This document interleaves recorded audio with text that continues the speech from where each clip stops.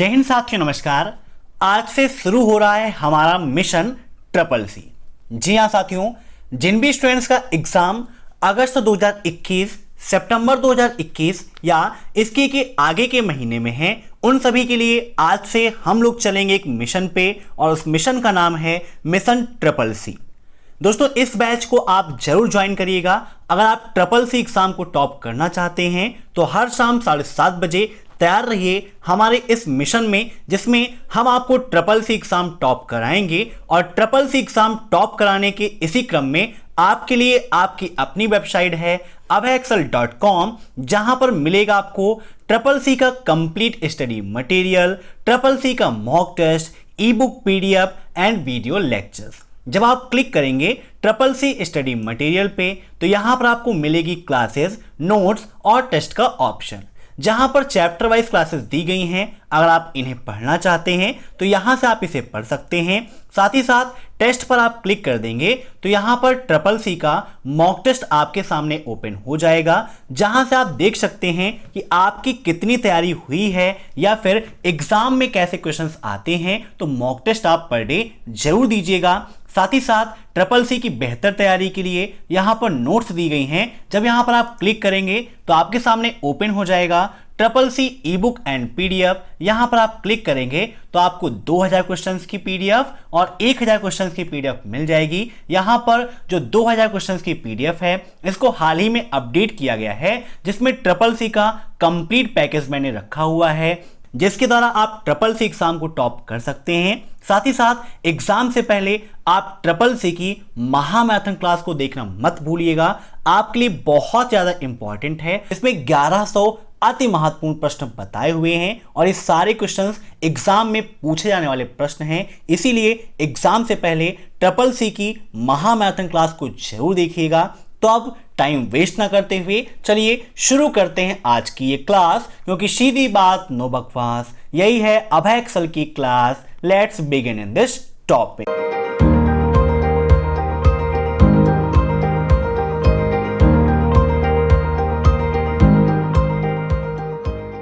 पहला क्वेश्चन है आपका, एक हार्डवेयर जो कंप्यूटर के डिजिटल सिग्नल को परिवर्तित करता है और जो टेलीफोन लाइनों पर यात्रा कर सकता है, उसे क्या कहा जाता है? इन सभी क्वेश्चंस को आप मॉक टेस्ट के रूप में लेते रहिए और कमेंट बॉक्स में आंसर देते रहिए। वीडियो के लास्ट में आप जरूर बताइएगा कि आपके कितने क्वेश्चन सही हुए हैं। तो बताइए यहां पर इसका राइट आंसर क्या होगा? तो यहां पर क्वेश्चन को देखने के बाद आपके भी मन में ऐसा ही हो रहा होगा कि आखिर इसका राइट आंसर क्या होगा। तो फटाफट कमेंट करके बताइए। तो यहां पर इसका राइट आंसर हो जाएगा बच्चों ऑप्शन डी, मॉडम। मॉडम एक ऐसी डिवाइस है जो डिजिटल सिग्नल को परिवर्तित करती है, साथ ही साथ टेलीफोन लाइनों पर यात्रा भी कर सकती है। अब यात्रा करने का मतलब ये नहीं कि घूमने जाती है वो। अब यहां पर देखिए ऐसे ही घुमा के कई सारे क्वेश्चंस ट्रिपल सी एग्जाम में पूछे जाते हैं। अब यहां पर चाहे तो नॉर्मली पूछा जा सकता था कि कौन सी ऐसी नेटवर्किंग डिवाइस है जो डिजिटल सिग्नल को एनालॉग सिग्नल में कन्वर्ट करने का काम करती है या एनालॉग सिग्नल को डिजिटल सिग्नल में परिवर्तित करने का काम करती है। तो आसानी से आप आंसर दे देते मॉडम, लेकिन यहां पर क्वेश्चन को देखिए थोड़ा सा घुमाया गया, बड़ा बनाया गया। अब ट्रिपल सी एग्जाम में मॉडम से संबंधित कई सारे क्वेश्चंस पूछे जाते हैं। जैसे कि पहला पॉइंट आप नोट करिएगा कि modem is a IO device. IO का मतलब क्या होता है? Input output. अब ट्रिपल सी एग्जाम में क्वेश्चन में पूछा जाता है कि what is the full form of IO. तो आईओ का मतलब इनपुट आउटपुट। कभी कभी ये पूछ लेता है कि निम्न में से कौन सी ऐसी डिवाइस है जो इनपुट आउटपुट दोनों का काम करती है। तो मॉडम है, क्योंकि ये इनपुट लेती भी है और आउटपुट देती भी है। एक क्वेश्चन ये पूछा जाता है कि निम्न में से कौन सी डिवाइस है जो एनालॉग सिग्नल को डिजिटल सिग्नल में कन्वर्ट करती है या डिजिटल सिग्नल को एनालॉग सिग्नल में कन्वर्ट करने का काम करती है। तो मॉडम एक ऐसा नेटवर्किंग डिवाइस है जो डिजिटल को एनालॉग में और एनालॉग को डिजिटल सिग्नल में कन्वर्ट करने का काम करता है। एक क्वेश्चन यहीं से और बन जाता है कि निम्न में से कौन टेलीफोन लाइनों में उपयोग किया जाता है। तो मॉडम का उपयोग टेलीफोन लाइनों में किया जाता है। एक क्वेश्चन मॉडम से ही और पूछ लिया जाता है कि मॉडम का अन्य नाम क्या है। तो तो बताइए आप सभी लोग, मॉडेम का अन्य नाम क्या होता है? तो मॉडेम को हम मॉड्यूलेटर, डीमॉड्यूलेटर के नाम से भी जानते हैं। इसको भी आप नोट कर लीजिएगा जब भी आप हमारे इस मिशन में शामिल होंगे। साथ में एक नोटबुक और पेन जरूर रखेंगे ताकि जो पॉइंट्स मैं आपको अलग से बताता हूं उनको आप नोट कर सकें और एग्जाम टाइम पर आसानी से रिवाइज कर सकें।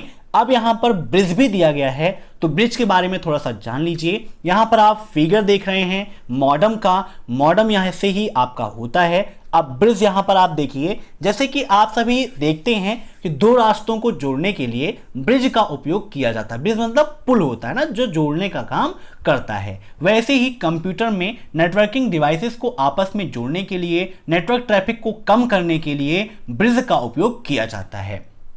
तो क्वेश्चन में पूछ लेता है कि दो नेटवर्कों को आपस में जोड़ने के लिए किसका उपयोग करते हैं? तो ब्रिज का उपयोग करते हैं। ये नेटवर्क ट्रैफिक को कम करने का काम भी करता है। अब नेक्स्ट, एक कंपनी में प्रत्येक कर्मचारी को दिन के अंत में अपने कंप्यूटर को बंद करने की आवश्यकता है। यह नियम नेटवर्क की किस चीज को प्रभावित करेगा? देखिए, काफी इंपॉर्टेंट क्वेश्चन है और ऐसे ही क्वेश्चन एग्जाम में पूछे भी जाते हैं कभी कभी। अब यहां पर बात की गई है कि भाई कंपनी है, कंपनी में क्या है कि जो वर्किंग टाइम में होगा 10 से 5 या 9 से 5 का जो भी है, तो ऑफिस का वर्क समाप्त होने के बाद सभी को ये निर्देश रहता है कि आप अपने सिस्टम को बंद करके जाइए। और ये नियम किसको प्रभावित करेगा? भरोसेमंद को, सुरक्षित को, त्रुटि मुक्त को या बेहतर प्रदर्शन को। मीन्स वो एक्यूरेसी को बढ़ाएगा या उसकी परफॉर्मेंस क्षमता को बढ़ाएगा, या फिर भाई सिक्योरिटी के लिए कहा जाता है, या फिर भाई अधिक भरोसा रहे सिस्टम पे, इसके लिए। तो इसका राइट आंसर यहां पर हो जाएगा ज्यादा सुरक्षित, मीन्स मोर सिक्योरिटी। ठीक है, सिक्योरिटी के पर्पज से निर्देश दिया जाता है कि सभी लोग अपने कंप्यूटर को बंद रखिए ताकि आपकी सुरक्षा में कोई भी शेन ना लगे। Option B is right. अब नेक्स्ट, लिब्रे ऑफिस राइटर में टेबल के चयनित कॉलम की चौड़ाई बढ़ाने के लिए निम्नलिखित में से कौन सा कुंजी प्रयोग किया जाता है? Control plus alt plus right arrow, alt plus right arrow, alt plus control plus left arrow या कंट्रोल प्लस राइट एरो? फटाफट बताइए क्या होगा इसका आंसर।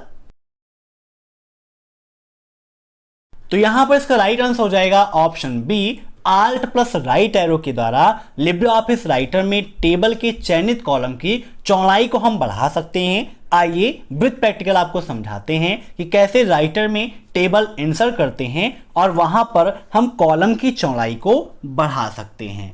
अब यहां पर टेबल इंसर्ट करने के लिए आप चाहेंगे टेबल मेनू में, यहां पर दिया गया है इंसर्ट टेबल, जिसकी शॉर्टकट की होती है कंट्रोल प्लस F12।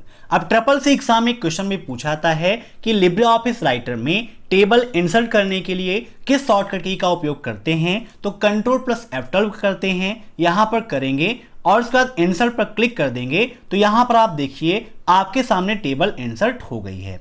अब इसकी चौड़ाई को बढ़ाना है तो हम आल्ट के साथ में राइट एरो प्रेस करेंगे तो यहां पर आप देख सकते हैं इसकी चौड़ाई बढ़ रही है, और आल्ट के साथ में अगर आप लेफ्ट एरो प्रेस करेंगे तो देखिए इसकी चौड़ाई कम भी हो जाएगी। तो ट्रिपल सी एग्जाम में एक क्वेश्चन ये भी पूछाता है कि राइटर में सेल की चौड़ाई को कम करने के लिए किसका उपयोग करेंगे? तो आल्ट प्लस लेफ्ट एरो आप नोट करिएगा चौड़ाई कम करने के लिए, और आल्ट प्लस राइट एरो चौड़ाई को बढ़ाने के लिए। अब नेक्स्ट, विंडोज 10 में एक निजी सहायक के रूप में कौन काम करता है? सीरी, गूगल, कॉर्टना या फिर एलेक्सा? बताइए विंडो 10 में निजी सहायक के रूप में कौन काम करता है? तो फटाफट सोच के बताइए। राइट आंसर इसका हो जाएगा ऑप्शन सी। ठीक है, जैसे आप गूगल असिस्टेंट का उपयोग करते हैं, वो क्या करता है, एक वॉइस असिस्टेंट है गूगल का, जहां से आप उससे बातचीत कर सकते हैं, या अपने मोबाइल की कोई सेटिंग है जैसे अलार्म फिट करना है तो आप डायरेक्टली उससे बोल के अलार्म सेट करा सकते हैं, या किसी भी टॉपिक के बारे में आपको कोई हिंट चाहिए, हेल्प चाहिए तो आप ले सकते हैं। वैसे ही विंडोज 10 में एक बहुत ही अच्छा फीचर मिलता है कॉर्टना के नाम से, जो एक वर्चुअल या असिस्टेंट के रूप में काम करता है। ये क्या करता है, हमारी हेल्प करता है, या विंडोज 10 की जो सेटिंग है वो आप डायरेक्टली इसी की मदद से कर सकते हैं। यहां पर आप फिगर देख रहे होंगे, इस प्रकार से ये सिंबल होता है, यहां पर आप हेलो करके आप अपनी हेल्प ले सकते हैं।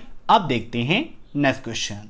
देश के कई विश्वविद्यालयों को एक साथ किसके माध्यम से जोड़ा जा सकता है? लैन, मैन, वैन या फिर इनमें से कोई नहीं? तो बताइए जल्दी से सोच के कि क्या होगा इसका आंसर।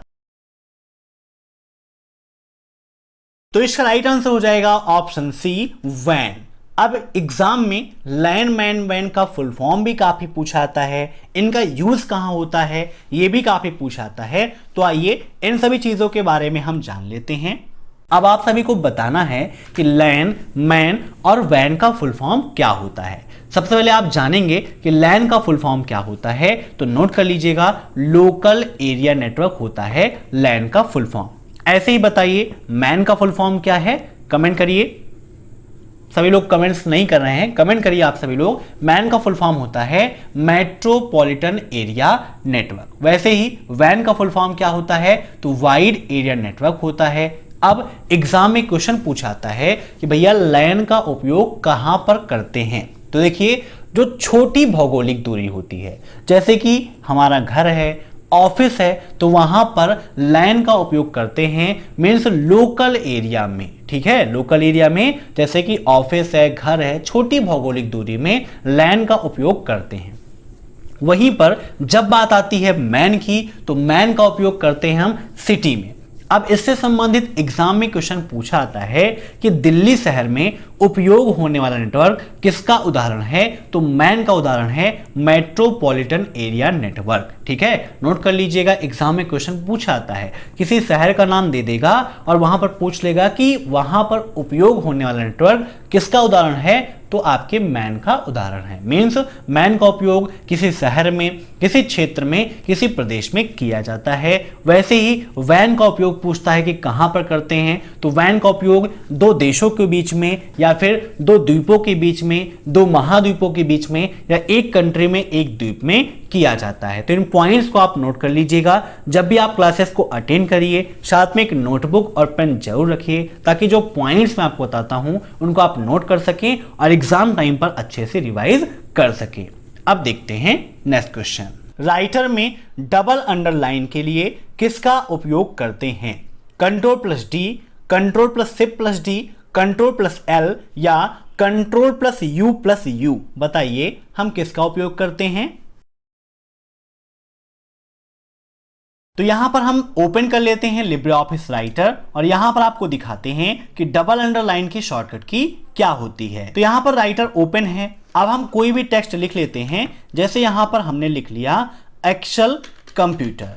ठीक है, अब एक्सेल कंप्यूटर लिख लें या फिर एक्सेल कंप्यूटर लिख ले रहे हैं। अब आप जब जाएंगे फॉर्मेट में, यहां पर क्लिक करेंगे टेक्स्ट में, तो आपको यहां पर ऑप्शंस मिल जाएंगे। टेक्स्ट के अंतर्गत बोल्ड, इटैलिक, सिंगल अंडरलाइन और डबल अंडरलाइन आपको दिया गया है। बोल्ड की शॉर्टकट की कंट्रोल प्लस बी होती है, इटैलिक की कंट्रोल प्लस आई होती है, डबल अंडरलाइन के लिए कंट्रोल प्लस डी का उपयोग करते हैं। तो यही हमारा क्वेश्चन था कि डबल अंडरलाइन की शॉर्टकट की क्या होती है, तो कंट्रोल प्लस डी होती है। और कभी कभी ये पूछ लेता है कि डबल अंडरलाइन का ऑप्शन किस मीनू में मिलता है, तो फॉर्मेट मीनू के अंतर्गत मिलता है। ये भी आप नोट कर लीजिएगा। तो यहां पर इसका right answer option A control plus D. अब नेक्स्ट, भुगतान ऐप पेटीएम ने इलेक्ट्रॉनिक प्लेटफॉर्म के माध्यम से कौन सा उत्पाद लॉन्च किया है? प्लेटिनम, गोल्ड, ब्रॉन्ज या फिर सिल्वर? बताइए फटाफट इसका आंसर क्या होगा। तो इसका राइट आंसर हो जाएगा ऑप्शन बी, गोल्ड। पेटीएम क्या है आप सभी जानते हैं, एक डिजिटल पेमेंट ऐप होता है। आप अक्सर टीवी वगैरह पर एड्स भी देखते हैं जहां पर आता है पेटीएम करो। तो पेटीएम से संबंधित कई सारे क्वेश्चन भी पूछे जाते हैं, यहां पर आप समझ लीजिए। तो पेटीएम कहां का है, ये क्वेश्चन भी आपके एग्जाम में काफी पूछा जाता है। तो पेटीएम भारत का ही लॉन्च किया गया एक डिजिटल पेमेंट ऐप है, जिसके माध्यम से आप पेमेंट्स कर सकते हैं। Mobile recharge, TV recharge, account transfer, इन सभी का उपयोग कर सकते हैं। अब ट्रिपल सी एग्जाम में इससे संबंधित एक क्वेश्चन यह पूछाता है कि पेटीएम के डेवलपर कौन हैं। नोट कर लीजिएगा, पेटीएम के डेवलपर कौन हैं, तो विजय शेखर शर्मा जी हैं, जिन्होंने भारत में ही पेटीएम को लॉन्च किया था। अब देखते हैं next question. NOSQL stand for NoSQL का फुल फॉर्म क्या होता है? Not only SQL, negative SQL, non open SQL, या इनमें से कोई नहीं? तो फटाफट बताइए क्या होगा इसका आंसर। तो इसका राइट आंसर हो जाएगा नॉट ओनली एसक्यूएल। ठीक है, NoSQL का full form not only SQL होता है। एसक्यूएल डेटाबेस क्या होता है? ये हाई स्केलेबिलिटी से संबंधित होता है, मींस यहां पर मिलती है। बिग डेटा कैपेसिटी भी होती है, मींस यहां पर बड़ी मात्रा में एक लार्ज डाटा स्टोर आप कर सकते हो। हैवी एबिलिटी भी होती है और इसकी जो परफॉर्मेंस क्षमता है वो भी काफी अच्छी होती है। अब नेक्स्ट, ट्विटर उपयोगकर्ताओं द्वारा अपडेट के लिए बनाया गया शब्द क्या है? टोट्स, पोस्ट, थिंग्स, या फिर ट्वीट्स? क्या होगा इसका आंसर बताइए। ट्विटर उपयोगकर्ताओं द्वारा मीन्स ट्विटर पर जो आप अपडेट करते हैं, जो आप पोस्ट करते हैं अपने ओपिनियन को, उसे हम क्या बोलते हैं? तो इसका राइट आंसर हो जाएगा ऑप्शन डी, ट्वीट्स के नाम से जानते हैं, उसे हम ट्वीट कहते हैं। ठीक है, तो इससे संबंधित एक क्वेश्चन ये पूछ लेता है कि ट्विटर पर अपने ओपिनियन को या फिर अपने ओपिनियन को पोस्ट करने के लिए हम किस सोशल नेटवर्किंग साइट का उपयोग करते हैं? तो ट्विटर का उपयोग करते हैं। अब नेक्स्ट, उबंटू में अंतर्निहित ब्राउजर कौन सा है? बताइए, उबंटू में अंतर्निहित ब्राउजर कौन सा है? फायरफॉक्स, कॉर्टना, एज, या फिर ओपेरा? काफी इंपॉर्टेंट क्वेश्चन है। तो यहां पर इसका राइट आंसर हो जाएगा option first, Firefox. Firefox Ubuntu में अंतर्निहित ब्राउजर है, मीन से उबंटू के साथ मिलने वाला लेटेस्ट वेब ब्राउजर है फायरफॉक्स। अब यहां पर पूछा जा सकता है कि ओपेरा क्या है? तो ओपेरा भी आपका एक वेब ब्राउजर है, और एज क्या है? तो ये भी आपका एक वेब ब्राउजर ही है। ठीक है, अब नेक्स्ट, यांडेक्स क्या है? Search engine, email, social networking site, या इनमें से कोई नहीं? बहुत सारे लोगों ने तो आज पहली बार सुना होगा कि यांडेक्स है क्या।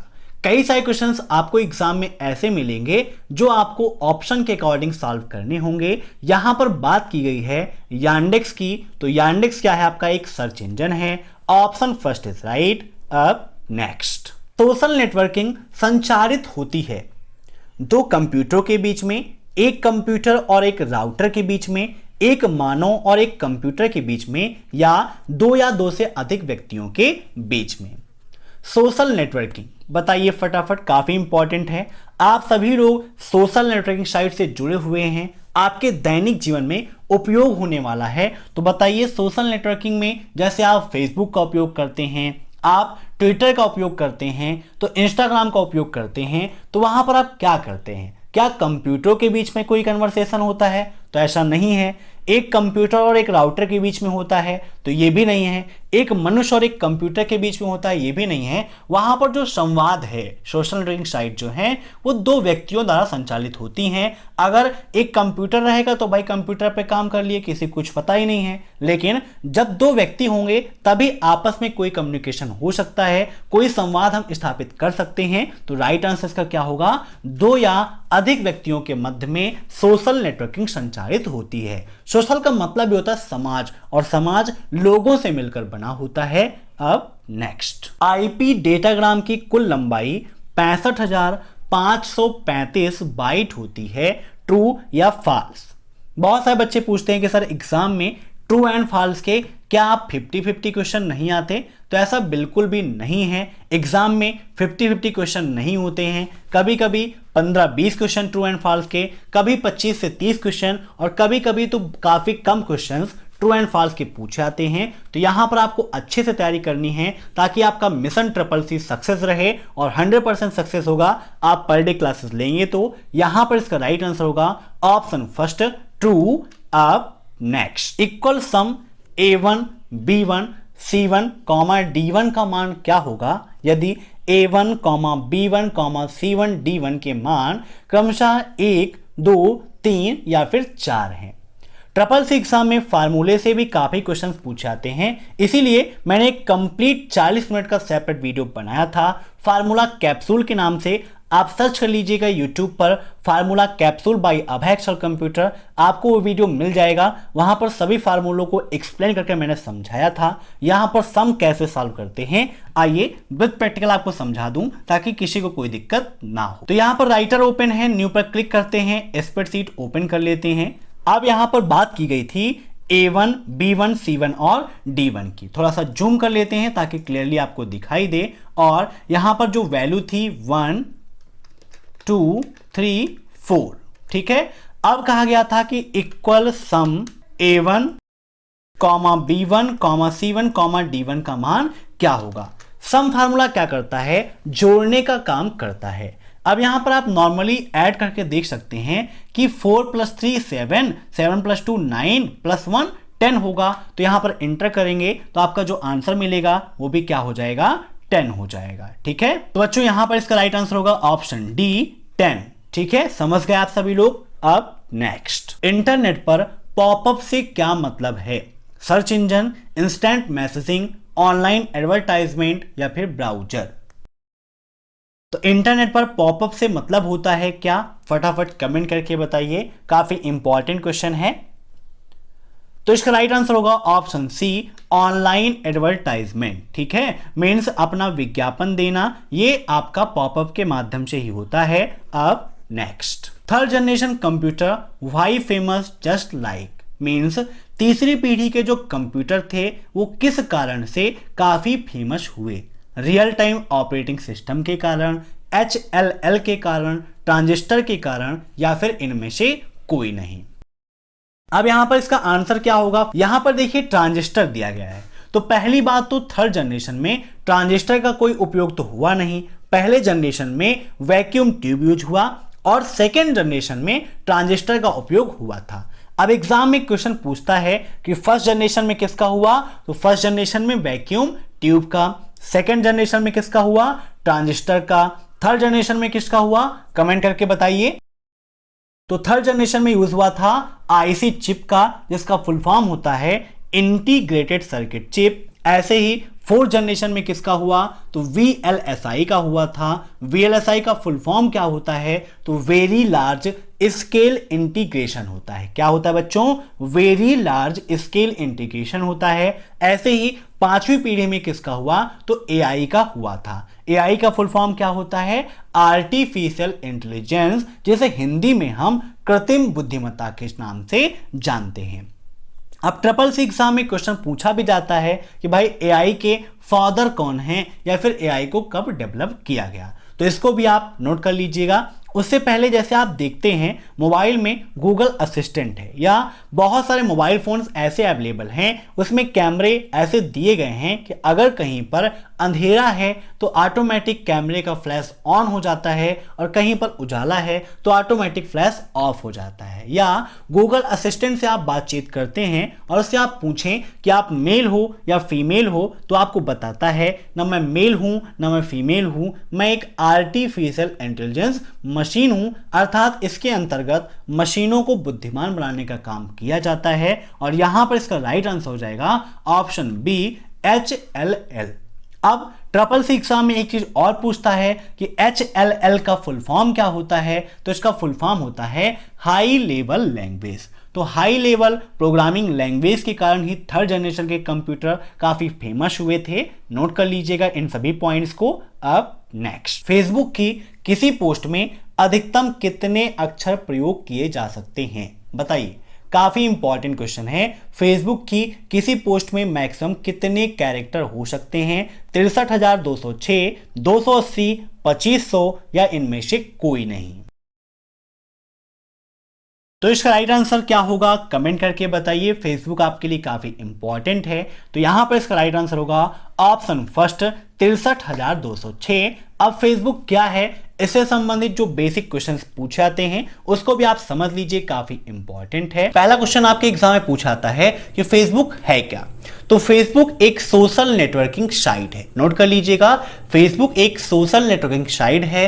इससे संबंधित एक क्वेश्चन आपके एग्जाम में यह पूछाता है कि वर्तमान समय में सबसे प्रसिद्ध सोशल नेटवर्किंग साइट कौन सी है। नोट करिएगा, सबसे प्रसिद्ध सोशल नेटवर्किंग साइट कौन सी है, तो फेसबुक वर्तमान समय में सबसे फेमस सोशल नेटवर्किंग साइट है। अब दूसरा क्वेश्चन फेसबुक से पूछाता है कि फेसबुक की खोज कब हुई, फाउंडेड, है ना। तो बताइए फेसबुक की शुरुआत कब हुई थी, अर्थात फेसबुक की खोज कब हुई। तो फेसबुक की खोज हुई थी फरवरी 2004 में। नोट कर लीजिएगा, फरवरी 2004 में फेसबुक की शुरुआत हुई थी।